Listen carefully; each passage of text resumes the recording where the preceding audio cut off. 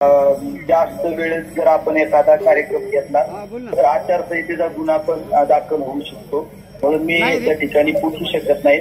पण मी खऱ्या अर्थाने आपल्या सर्व मतदारांची दिलगिरी व्यक्त करतो आणि बाळाराम पाटील साहेबांबद्दल जर बोलायचं म्हणलं तर नेहमी हसतमुख नेतृत्व, सर्वसामान्यांच्या सुखादुःखात सहभागी होणारा आणि कुठल्याही गची बाधा नसणारा हा आपला सर्वांचा शेतकऱ्यांचा नेता, कामगारांचा नेता, सर्वसामान्यांचा नेता म्हणून ज्या नेत्याची पनवेल आणि पनवेल मतदारसंघामध्ये नव्हे पूर्ण नवी मुंबई असो, पनवेल असो या शहरामध्ये ज्यांची ओळख निर्माण आहे ते बाळाराम दत्तात्रय पाटील आज निवडणुकीच्या माध्यमातून आपल्या समोर निवडणुकीला सामोरं जात आहे.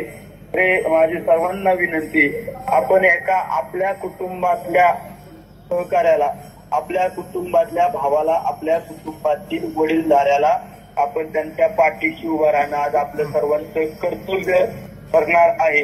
कारण आपण त्यांच्याकडे जाण्यासाठी कुणाला आपल्याला परवानगी घ्यावा लागत नाही.